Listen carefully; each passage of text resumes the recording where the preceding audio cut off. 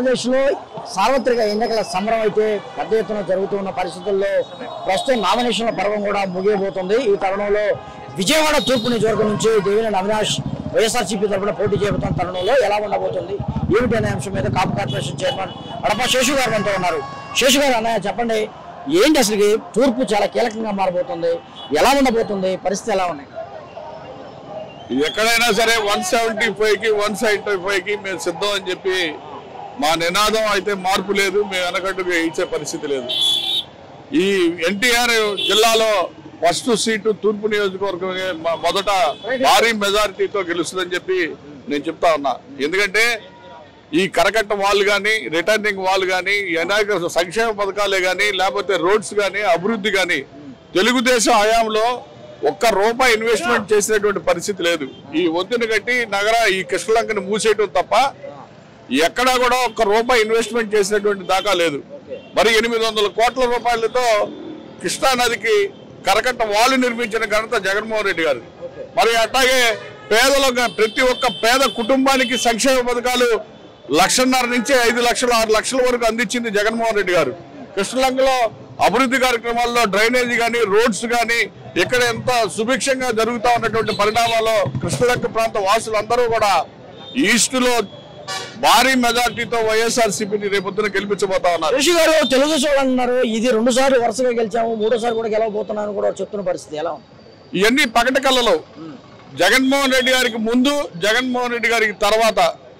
జగన్మోహన్ రెడ్డి గారికి ముందు ఆంధ్ర రాష్ట్రంలో ఓటర్ యొక్క నాడి వేరు.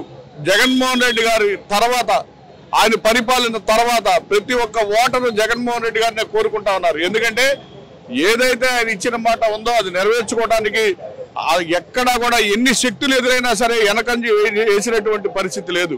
అది కోవిడ్లో ఉన్నాయండి, 2 సంవత్సరాలు కోవిడ్లో ఎన్నో భారీ నష్టం జరిగినా కూడా పేద ప్రజలను మాత్రం హక్కును చేర్చుకున్న వ్యక్తి జగన్మోహన్ రెడ్డి గారు. విజయవాడ రాణిగారి తోట కానీ, కృష్ణలంకలో కానీ కాపు సమాచారం ఎక్కువగా ఉంటుంది. ఈ కాపులంతా ఎవరికి సపోర్ట్ చేస్తున్నారు అనుకుంటున్నారు?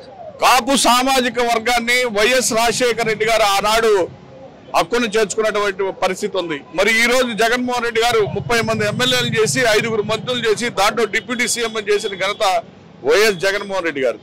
మరి ఎందుకు కాపులు వైఎస్ఆర్సీపీ వైపే చూస్తా ఉన్నారు? ఈ రోజు రాష్ట్రం మొత్తం కూడా జనసేన పార్టీ మొత్తం కూడా ఈ రోజు వైఎస్ఆర్సీపీలో జాయిన్ అవుతా ఉన్నారు. మీరు ఒక్కసారి చూసుకోండి, ప్రతి ఒక్క జిల్లాలో జన సైనికులందరూ కూడా జగన్మోహన్ రెడ్డి గారిని చూస్తా ఉన్నారు. అంటే కాపులు జగన్మోహన్ రెడ్డి గారిని కోరుకుంటా ఉన్నారు.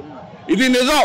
ఎందుకంటే ఇది నానుడు కార్యక్రమంలో కాపులు జగన్మోహన్ రెడ్డి గారిని చూడలేదు, జనసేన చూస్తున్నారని ఒక నానుడు మొన్నటిదాకా ఉండేది. కానీ జగన్మోహన్ రెడ్డి గారి బస్సు యాత్ర సిద్ధం సభ మొదలైన రోజు నుంచి జన సైనికులు మొత్తం కూడా జగన్మోహన్ రెడ్డి గారు వెంట నడుస్తా ఉన్నారు. ఈ రాష్ట్రంలో కాపులే ముందంజలో ఉన్నారు వైఎస్ఆర్సీపీకి మొదట ఓటేసేది. అలాగే మీరు కాపు కార్పొరేషన్ చైర్మన్ గా కూడా ఉన్నారు. కాపులకు నిజంగా ఏ ప్రభుత్వం బాగా ప్రయోజనం చేకూరుస్తుందంటే మీరేం చెప్తారు? 100% జగన్మోహన్ రెడ్డి గారి ప్రభుత్వం కాపులకి కాపు నేస్తం ద్వారా 2,200 కోట్లు ఆల్రెడీ ఇచ్చున్నాం. సంక్షేమ పథకాల ద్వారా ఆల్రెడీ 65,000 కోట్ల రూపాయలు సంక్షేమ పథకాల ద్వారా ఇచ్చున్నాం. మేము ఎక్కడా కూడా మసిమూసి మారేడుకాయ చేసేటువంటి ప్రభుత్వం కాదు మాది. తెలుగుదేశం హయాంలో కాపు కార్పొరేషన్ నిర్వీర్యం అయిపోయింది. ఊరికినే బూటక మాటలతో వాళ్ళు మాట్లాడి 700 కోట్ల రూపాయలు 5 సంవత్సరాల్లో రిలీజ్ చేశారు. కావాలంటే ఛాలెంజ్ చేస్తారు తెలుగుదేశం నాయకులు ఎవరైనా సరే బహిరంగ చర్చకి రమ్మని. కానీ జగన్మోహన్ రెడ్డి గారి ప్రభుత్వంలో కాపుల్ని హక్కున చేర్చుకున్నటువంటి వ్యక్తి జగన్మోహన్ రెడ్డి గారు. ఏ ఒక్క కులానికి కూడా సంక్షేమ పథకం సపరేట్ గా లేకుండా కాపు నేస్తాన్ని అనౌన్స్ చేసింది కూడా జగన్మోహన్ రెడ్డి గారు. అలాగే 2,200 కోట్ల రూపాయలు కాపు నేస్తానికి ఇచ్చాం. విదేశాలకు వెళ్ళేటువంటి పిల్లలకి 1 కోటి రూపాయలు ఇస్తా ఉన్నాం.